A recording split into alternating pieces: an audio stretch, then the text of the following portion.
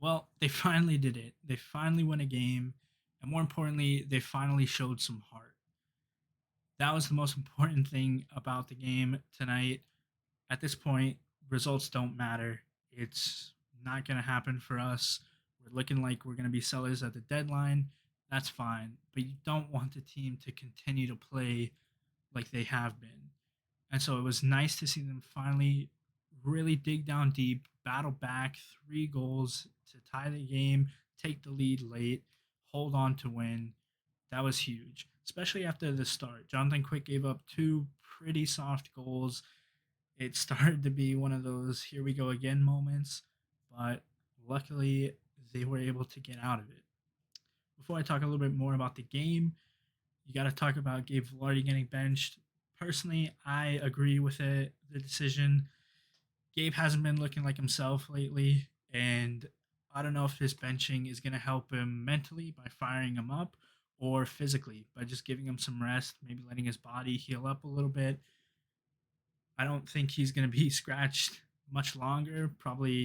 He'll probably be back in the lineup next game as he should. He's a very good player. He's an important player for the future of this team. But I think it was a smart move tonight. And then the other lineup move that I disagreed with was putting Kempe on the fourth line. Now, it seems like Kempe kind of gets singled out a lot for not scoring points for a stretch of games, but I still think he was playing well. He brings skill, obviously. He's the second highest goal scorer on the team, only trailing Dustin Brown by 2 goals. He's the highest point scorer on the team that doesn't get top 5 ice time. And he's been playing with intensity. He's been making plays, he's been creating chances. He's doing good on the penalty kill tonight as a center. I thought he looked pretty good winning faceoffs, but he keeps getting demoted, and I don't understand because I understand the points aren't there, but you could look at guys like Iafallo, guys like Carter, who seem to just keep getting passes and are stuck on their top 6 line roles, and I don't know if they deserve it. And I just think putting Kempe on that fourth line is not. It doesn't help Adrian Kempe. It doesn't help the team. And like I said, I just don't understand why certain guys are getting a pass for not contributing that much, not getting on the score sheet, but Kempe is going to get punished by getting the demotion. Doesn't make sense to me. Glad that he got on the board. His goal sparked the comeback for the team, and it was a really good goal, especially Kale Clegg, jumping up on the play. Kale Clegg had a great game. This was definitely his best game in the NHL.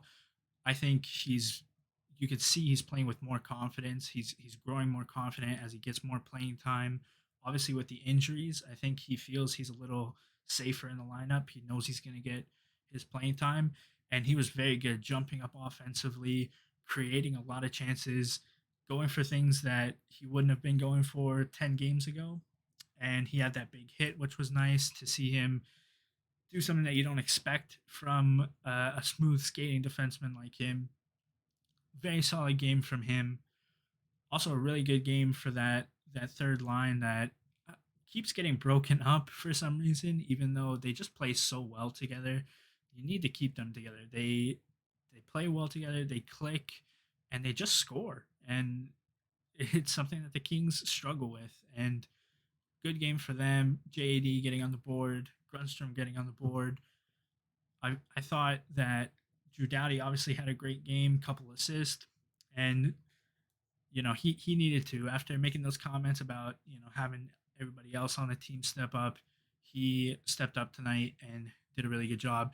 Kopi also stepped up tonight and was everywhere on the offensive side, really trying to score a goal, make something happen. Fortunately, he doesn't get a point, but obviously, great game for him. Obviously, also getting the milestone, becoming the tied second all-time games played. He's the GOAT for the Kings. He's insane, and I can't wait for him to keep on playing for us. He's just fun to watch, and it's such an honor to have him on the team. Going back to the game, Jonathan Quick, like I said, started sloppy. He pulled it together though. He made the big saves late when he needed to, and that was big for the team because goaltending confidence, it should be there.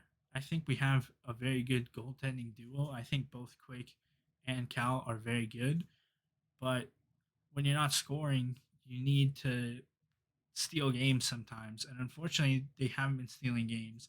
And not that Quick stole tonight's game, but the big saves definitely helped. McDermott in the lineup because there's injuries. Just another rough game for him. I think one of the things that I just don't get about McDermott is he's so big. He's obviously so strong, but he just doesn't win the crease battles in the defensive zone. That's why pucks bounce off of him and go in. Tonight, he just lost out on a battle, which led to the Coyotes' third goal. It just doesn't make sense. I mean, play a stay-at-home game, be that big, strong defenseman. It's not that hard when you're his size and you have his strength, but he just doesn't seem to want to do it. I don't know. Rough game for him, but not a rough game for the Kings. It was rough early. They come back. They showed some heart. They got to carry it into this road trip. We can't lose again to San Jose. I don't want to face Martin Jones two more times. They're going to have to, and they have to figure him out because tonight can't be a one off. They have to build on something.